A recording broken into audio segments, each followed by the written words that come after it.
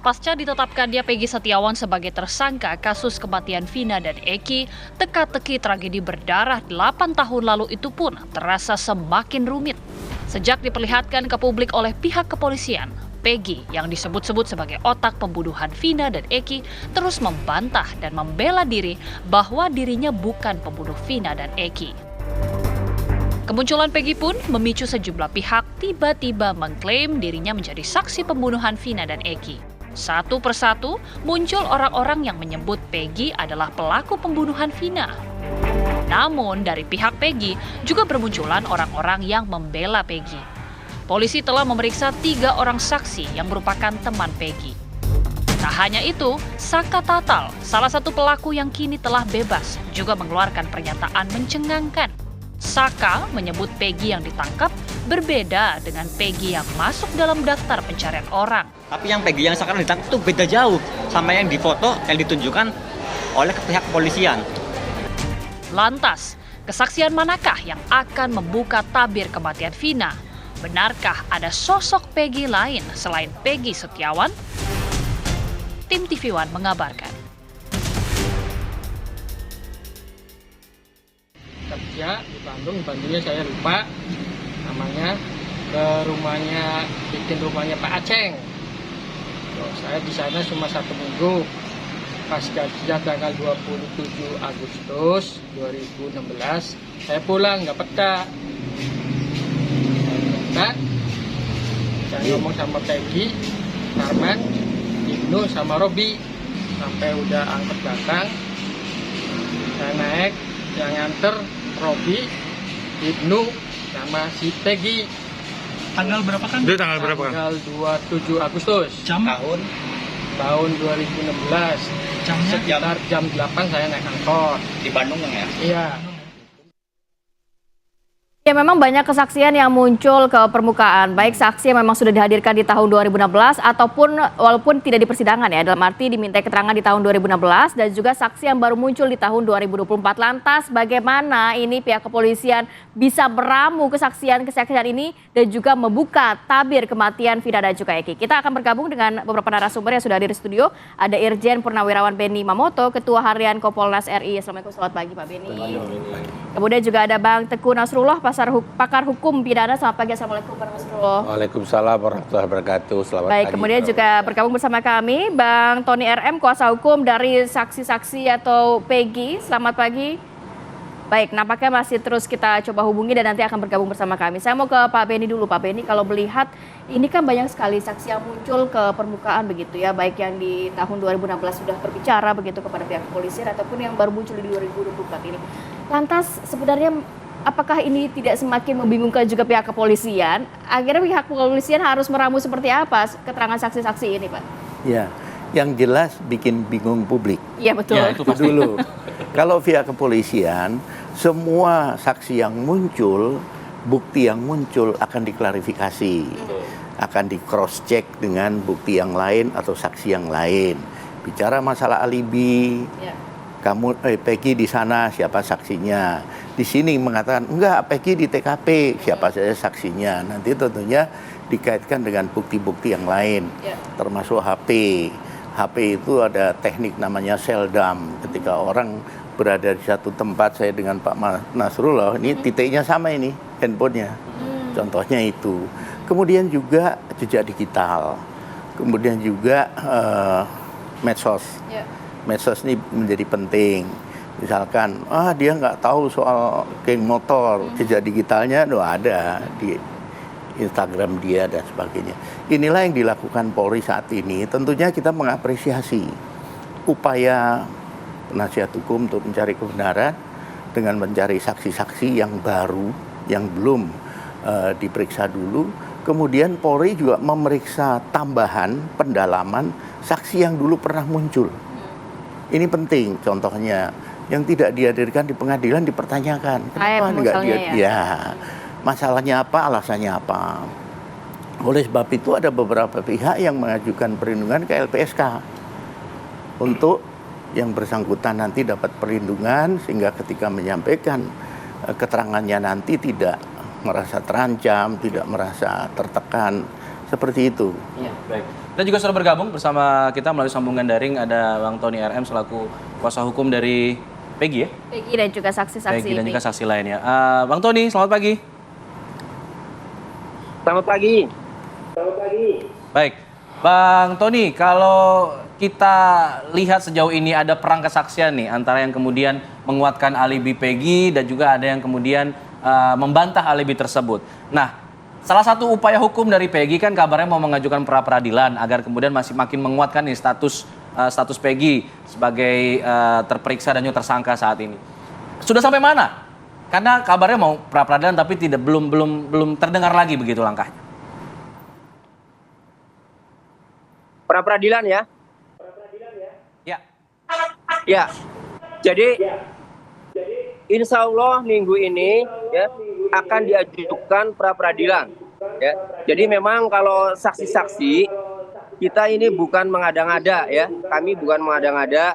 Saksi-saksi yang telah dihadirkan, telah memenuhi panggilan Polda Jawa Barat itu memang saksi-saksi ya.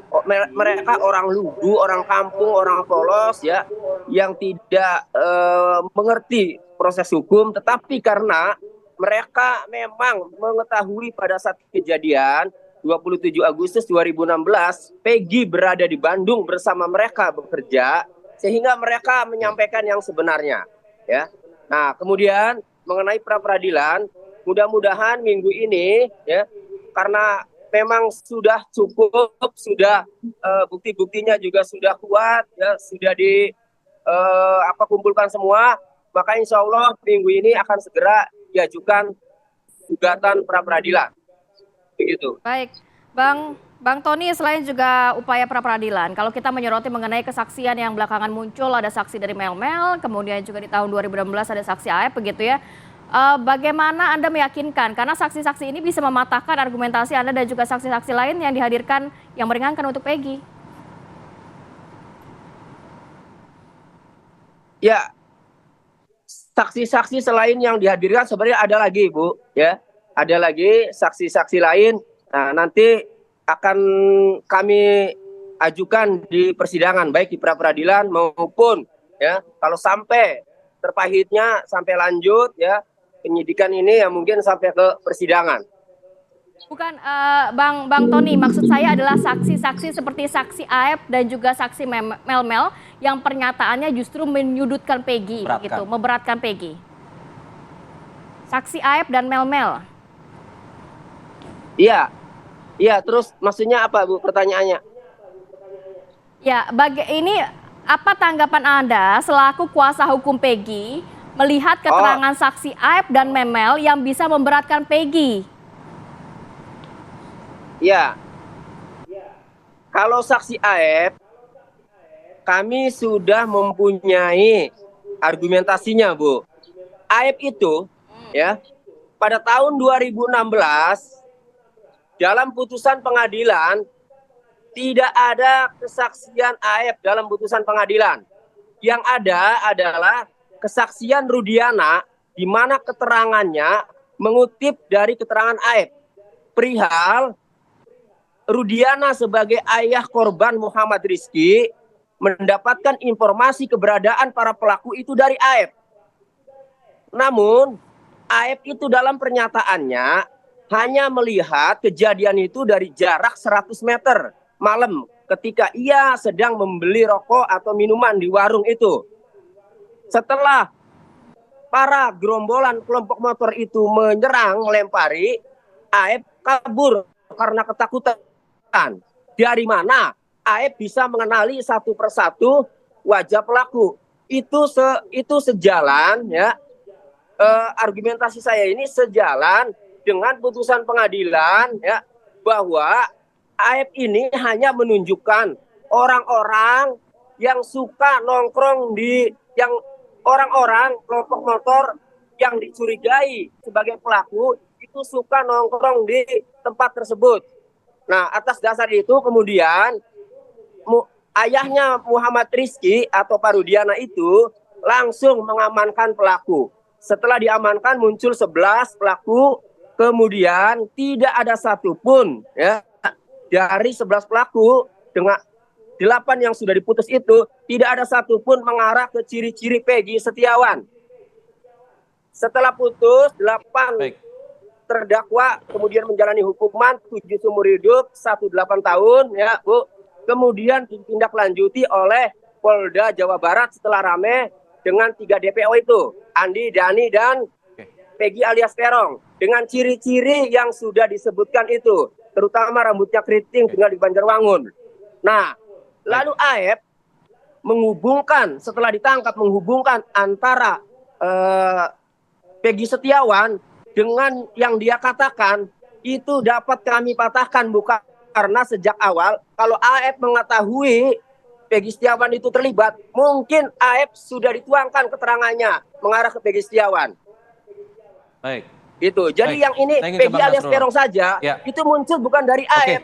AF itu hanya menginformasikan tempat saja, muncul dari keterangan para terdakwa lainnya, Bu.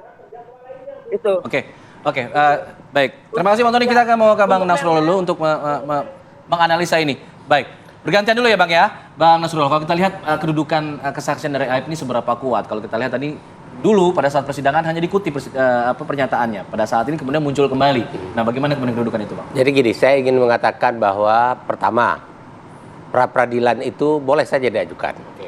Tetapi dalam kasus yang seperti ini, tadi yang disampaikan oleh rekan Tony,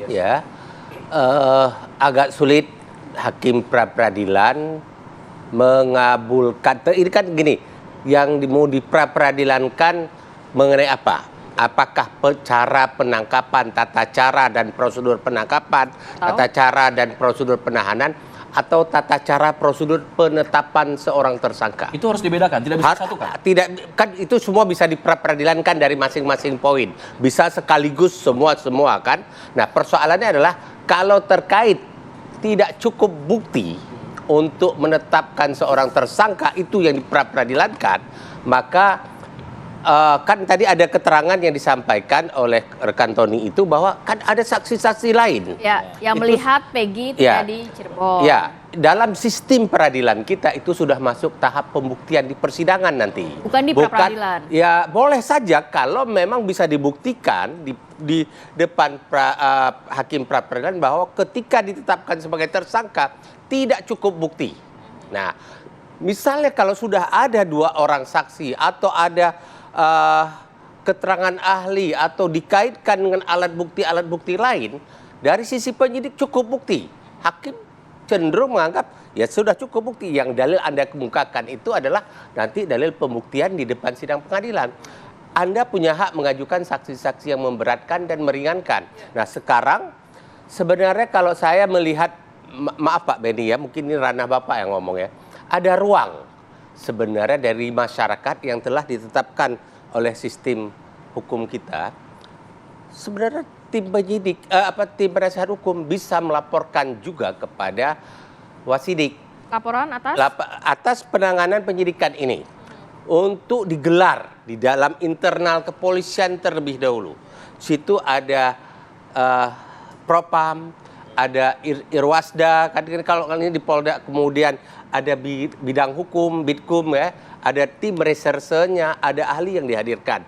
Ini bagaimana nanti digelar di situ. Walaupun nanti kalau penyidik menganggap kami kan ya, bisa jalan terus. Saya beriringan kan, dalam arti persidangan Peggy tetap berjalan, kemudian di internal Polri juga tetap berjalan. Maksud saya begini, proses kalau misalnya kita anggap ada pelanggaran-pelanggaran dalam penyidikan ini dan tidak cukup bukti, digelar secara internal, kita warga masyarakat bisa minta kepada kepolisian, coba Wirwasidik periksa ini. Ini no case. Baiknya sebelum persidangan justru ya? Sebelum persidangan, tahap-tahap ini bisa juga. Pra-peradilan juga hak hukum, boleh diajukan. Tetapi kalau menurut hemat saya, pra-peradilan kurang efektif. Ya, biarkan polisi secara bertempur internal dulu, karena ada tim-tim yang akan mengolah. Saya berkali-kali saya melihat di dalam Wirwasidik itu sangat tajam perdebatan dan diskusinya. Itu satu. Yang kedua, inilah kesalahan dan satu-satunya negara di dunia dalam penegakan hukum yang hancur berantakan Indonesia, termasuk mental-mental aparat penegak hukum. Kenapa saya katakan seperti itu? Tidak ada negara di dunia manapun dalam penegakan hukum yang beradab sekarang ini ada upaya menghalang-halangi kehadiran advokat di semua tahap pemeriksaan. Nah, di Indonesia kalau tahap pemeriksaan seorang saksi nggak boleh didampingi. Ada aparat penegak hukum yang seperti itu. Apalagi tahap penyelidikan. Nah, padahal ketentuan hukum secara internasional, ya, walaupun tidak ada hukum pidana internasional, tapi kalau kita buat perbandingan dengan berbagai negara, setiap orang dalam setiap tingkat pemeriksaan berhak didampingi oleh seorang atau lebih pengacara. Nah, sekarang maaf ya, yang sudah sering terjadi ya di kepolisian dan di kejaksaan, termasuk TKPK sekarang. Makanya kadang-kadang kita lihat ya, begitu Tom ditangkap, ya orang tidak boleh didampingi dulu. Baru setelah 1 kali 24 jam baru boleh didampingi. Kenapa? Padahal haknya dia itu. Nah, maka dalam pelanggaran hukum, dalam penegakan hukum oleh aparat penegak hukum, ya model-model seperti ini. Ditambah lagi ini, ya saya ingin katakan bahwa kita sering sekali mengalami, tadi Pak Benny sudah menyinggung sedikit. BAP sudah diperiksa, ada saksi-saksi di depan sidang, tidak dihadirkan oleh saksi oleh penuntut umum. Karena apa? Begitu dipelajari BAP oleh penuntut umum, justru meringankan terdakwa. Nah, akhirnya tidak dihadirkan. Cilakanya, kita mau menghadirkan nanti, kita tidak punya kuasa untuk menghadirkan dia kalau dia tidak mau. Nah, padahal ini menguntungkan. Nah, seharusnya semua saksi yang sudah diperiksa di depan dihadirkan oleh penuntut umum. Ngapain negara buang-buang uang periksa sedemikian rupa sekian banyak fotokopi? Kalau menguntungkan tidak dihadirkan, itu karena mereka sebagai pihak, bukan lagi penegak hukum. Kalau tampil jaksa penuntut umum di ruang sidang sebagai pihak yang harus memenangkan pertandingan, bukan penegak hukum mencari kebenaran keadilan, ya begini. Banyak catatan dari Bang Nasrullah, nanti ditanggapi oleh Pak Benny juga seperti apa ya Pak ya. Kita akan hadirkan saat lagi, tetap bersama kami di Apa Kabar Indonesia Pagi.